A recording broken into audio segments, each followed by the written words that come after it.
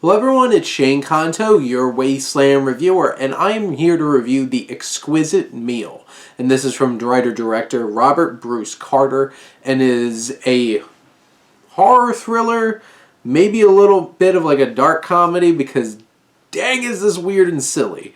And you have this film which just clocks in around an hour.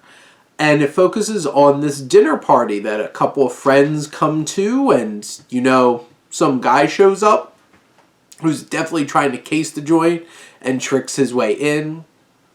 You have this man who's some kind of French teacher who might not be all that he seems. And then you have the rest of this group all having their own lies and deceits and feelings towards others in the room, and even though a lot of them are attached to one another in romantic ways, and you have all of this going on in just an hour. So much crammed in. And what this film is complete mayhem. Just insanity from start to finish. There is a level of energy and angst that's just notching up the whole entire film, and you're just sitting there like, what is this? And you have your main character, Dave, played by Michael Jimerson, who is the cook. No, sorry, he is the chef. And he and his wife, played by Amrita Dhaliwal, and you have these two, and Dave is so obsessed with being a chef, and just his mannerisms and just the way that he's so emphatic about everything is so creepy and weird and unnerving. It just puts you in a state where it's like, I don't trust this dude. He's totally gonna murder some people. Does it go that way? You'll have to see the film to find out. But the thing is, you have him, you have his wife, you have this other couple who are trying in vitro because they don't want to have their baby in a violent vagina, a violent womb. And it's just like, it's very obvious that the wife isn't really into the husband, because she sure has some wandering eyes, maybe specifically for some guy with a French accent. But all these weird things are going on, and there's tons of relationship tension.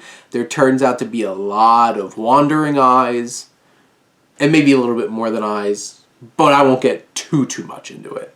But you have these exaggerated camera work in this is actually pretty entertaining in terms of, like, there's a say something, zoom, and those like Scorsese quick zooms in onto like everybody says it, and the camera just zooms in on it, and you just can't help but laugh because it's so silly and weird and just out there. And this film just has, like, you know, these random characters that just pop in, and it's just like, what are they doing here? You don't really ever find out. They're just trying to con in some way, shape, or form.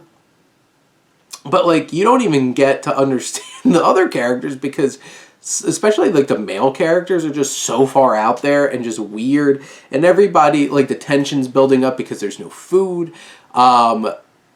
People start, you know, bad things start happening to people in this house. And all along, everybody just keeps getting hungry, and, you know, people get hangry. Very hangry. And they definitely get hangry in this film.